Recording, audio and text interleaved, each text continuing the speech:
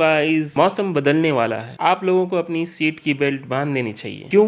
क्योंकि एग्ज़ाम आ रहा है। तो चलिए, एग्ज़ाम आ रहा है तो अब हम उसकी तैयारी कर लेते हैं।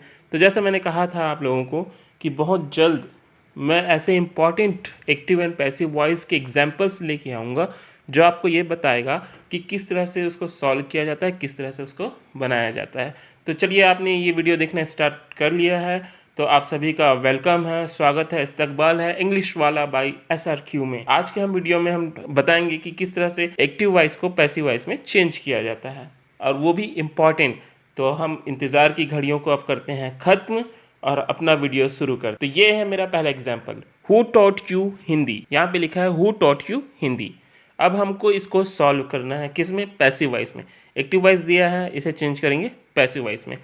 तो यहाँ पे हु टॉट यू हिंदी को आप देखते हैं कि सबसे पहले वर्ड लिखा है WHO हु। तो ये है आपका इंट्रोगेटिव सेंटेंस, क्वेश्चन वाला सेंटेंस है। तो जब कभी भी याद रखिएगा, सामने में यदि हु से क्वेश्चन स्टार्ट होता है और आपको बनाना है पैसिव वॉइस, तो आपको सबसे पहले लिखना पड़ेगा by whom. Yes, BY by WHOM whom, by whom. इसके बाद हम बाकी अपने रूल्स को फॉलो करेंगे जो हम एक्टिव वॉइस से पैसिव वॉइस में चेंज करते समय करते हैं।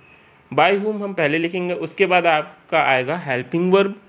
तो चूंकि यहाँ पे ये पास्ट टेंस का दिया है इसलिए हमने लगाया वर, क्योंकि यू लिखा हुआ है। आपका सब्जेक्ट क्या है? यू। यू वर होता है, यू वाज कभी नहीं होता। ओके, तो यहाँ पे हमने लिखा by whom were you taught Hindi. Last में आपका आ गया ऑब्जेक्ट, और वर्ब का थर्ड फॉर्म जो दिया हुआ है, टीच का थर्ड फॉर्म टॉट। से पहले सेंटेंस का आंसर बनता है by whom were you taught Hindi. ये है आपका पैसिव वॉइस। अब हम देखते हैं अपना second question. Second number question लिखा है does the Hunter kill the bird. यहाँ पे आप देख सकते हैं डज जो है पहले लग चुका है, इसका मतलब ये है इंट्रोगेटिव सेंटेंस, क्वेश्चन वाला, प्रश्नवाचक। Does the Hunter kill the bird. The Hunter यहाँ पे सब्जेक्ट है, किल आपका वर्ब है और द बर्ड ऑब्जेक्ट। तो हमको करना क्या है? हमको ये ध्यान देना है सबसे पहले कि ये स्टार्ट हो रहा है क्वेश्चन वाले वर्ड से, यानी कि डज से। तो डज हमेशा किस में लगता है? प्रेजेंट टेंस में। तो प्रेजेंट टेंस का हेल्पिंग वर्ब जो भी होगा वो सामने में आएगा। तो इसका आंसर होगा इज। स्टार्ट करेंगे हम इज से। इज द बर्ड, किल का थर्ड फॉर्म होगा किल्ड बाय हंटर। तो इस तरह से आंसर हुआ is the bird killed by hunter. Clear हुआ? आई होप आप सभी को ये समझ में आ रहा होगा। क्वेश्चन वाला है इसलिए ये इम्पॉर्टेंट भी है। इस टाइप का क्वेश्चन बार बार रिपीट करता है एग्जाम में, चाहे वो बोर्ड का एग्जाम हो चाहे वो लोकल एग्जाम हो। तो चलिए देखते हैं हमारा तीसरा question. Did he love cricket, past tense का इंट्रोगेटिव सेंटेंस। स्टार्टिंग हो रहा है डिड से, जिसका आंसर बनेगा पास्ट टेंस के हेल्पिंग वर्ब से, और वो है हमारा was the cricket loved by him. यहाँ पे हमने लव का थर्ड फॉर्म चेंज किया लव, और जो ही है उसको पीछे में ले जाके बना दिया हिम।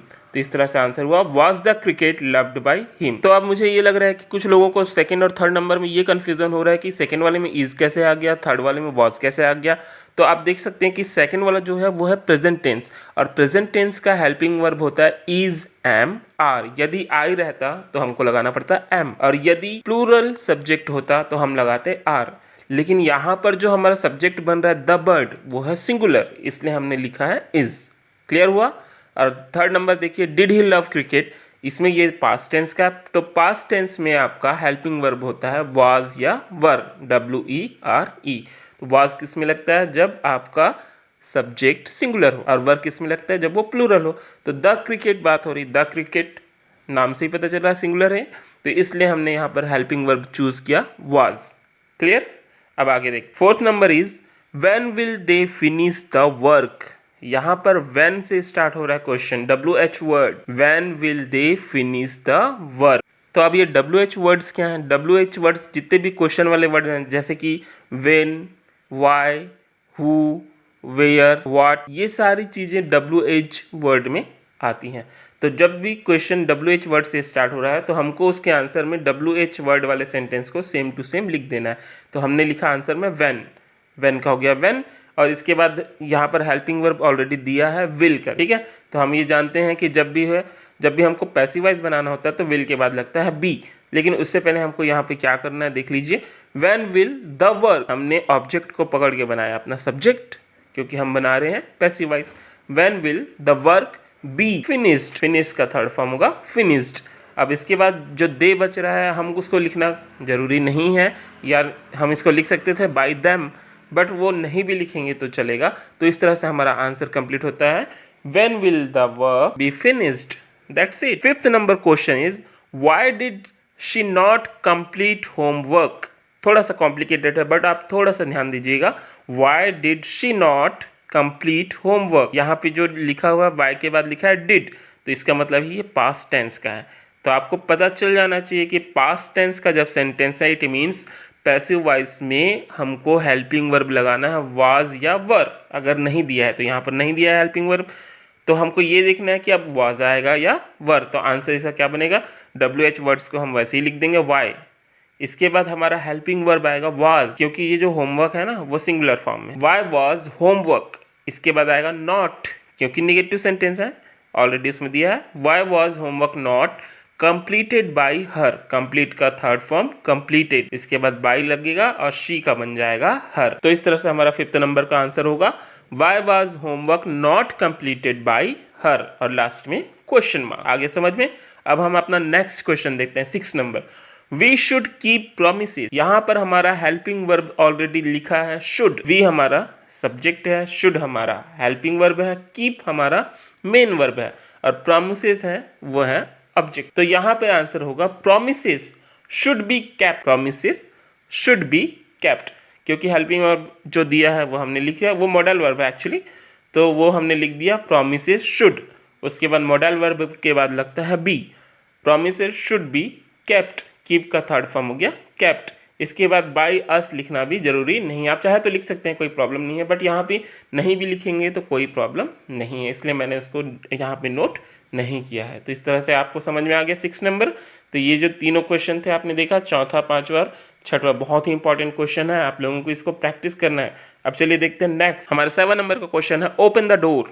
बहुत ही इंपॉर्टेंट, कई बार रिपीट किया है क्वेश्चन। तो ये सबसे पहले जान लीजिए कि जो ये क्वेश्चन है इसको हम बोलते हैं क्या, ओपन द डोर। तो ये जो इस टाइप का क्वेश्चन होता है इसमें आप देख रहे हैं कि वर्ब सबसे पहले आ गया है, ओपन वो है verb, the door object, subject का कोई अता पता नहीं है। तो जहां भी वर्ब पहले हो तो उसके लिए हमारा स्ट्रक्चर बनेगा, देखिए सबसे पहले हमको लेट लगाना है, let plus object plus be plus verb का थर्ड फॉर्म। तो इस तरह से हम इसको सॉल्व करते हैं, तो आंसर क्या होगा लेट, इसके बाद ऑब्जेक्ट है हमारा the door, let the door, इसके बाद बी लगाना है, let the door be open का थर्ड फॉर्म होगा ओपेंड, तो एन के बाद ed लगा देना है, तो वो हो जाएगा third form, let the door be open. इसी तरह क्लोज द डोर होता तो let the door be closed. इस तरह से question. Next question is he give me a 5 rupee note, very important question, bar bar repeat किया है, आप लोगों को इसकी अच्छे से प्रैक्टिस करनी है। ही गिव मी अ 5 रुपी नोट, यहाँ पर दो सब्जेक्ट है, ही give me, he and me, यहाँ पर दो लोगों की बात हो रही है।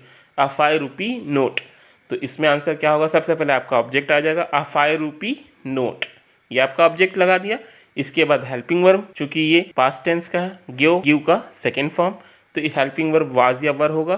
तो अ 5 रुपी नोट सिंगुलर है इसलिए हमने लगाया वाज, गिव का थर्ड फॉर्म हो गया given, a 5 rupee note was given to me by him, जो मी है उसके पहले टू लगाया हमने क्योंकि जोड़ना है उसको, उसके बाद बाय लगा के ही को हमने बना दिया हिम। तो इसको आप कामली बैठेंगे, पेन लेंगे, कॉपी लेंगे और प्रैक्टिस करेंगे तो इजीली ये बहुत अच्छे से समझ में आएगा। सभी चीज़ों को मैंने अलग अलग बता दिया, एक बार और सुन लीजिए। ही जो है सब्जेक्ट है, गिव जो है वर्ब है, मी जो है वो आपका ऑब्जेक्ट है, बट यहाँ पे दो ऑब्जेक्ट, अ 5 रुपी नोट वो भी आपका ऑब्जेक्ट है। तो जो लास्ट वाला है उसको हमने लिया अ 5 रुपी नोट वाज, गिव का हो गया गिवन, मी से पहले लगा दिया हमने टू मी, ठीक है, was given to me by him. Clear है। अब आगे देखते हैं 9 number, they kept me alone for a week, भी बहुत ही इंपॉर्टेंट क्वेश्चन है। इसका आंसर होगा, यहाँ पर देखिए पहले क्वेश्चन क्या लिखा, they kept me alone for a week, they kept me alone for a week. तो यहाँ पे मी को हम वापस सामने लेके आएंगे तो वो अपने असली रूप में आएगा और मी बन जाएगा I. I was, past tense है इसलिए, I was kept alone for a week. They का हमको लिखना जरूरी नहीं है, मैंने पहले बता दिया। तो आंसर हो गया I was kept alone for a week. बहुत ही ईजी है ये भी। आपको बस कंसंट्रेट होके सीखना है, ये समझना है, कॉपी पेन लेके प्रैक्टिस करनी है। क्योंकि ग्रामर को देखिए प्रैक्टिस करने से ही बनेगा। ऐसा नहीं कि कोई फट से एक जादू हो गया और आप सीख गए, इट इज़ नॉट पॉसिबल ना। और कोई ऐसा बोलता है then he is like a liar, वो झूठा है। तो मैं ऐसा नहीं बोलूँगा कि आप तुरंत ये सीख जाएंगे, आपको प्रैक्टिस करनी है। और ये सारे इंपॉर्टेंट क्वेश्चन है, रिपीटेड क्वेश्चन है बोर्ड एग्जाम्स में, लोकल एग्जाम्स में, यही सारी चीज़ें रिपीट होती है। और सेम टू सेम यही आएगा ये मैं नहीं बोल सकता, बट इस तरह के फॉर्म में आ सकता है। और आपने यदि इन लोगों को प्रैक्टिस कर लिया तो आप बहुत अच्छे से आगे बढ़ सकते हैं। एक क्वेश्चन और बचा मैं बताने वाला हूँ।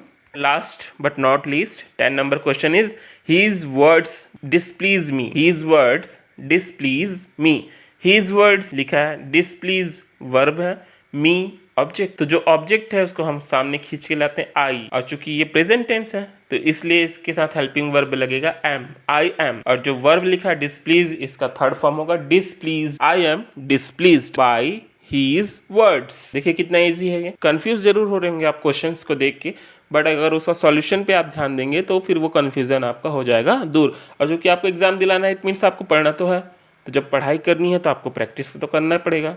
ठीक है, तो इसका आंसर हुआ I am displeased by his words. ये है इसका पैसिव वॉइस।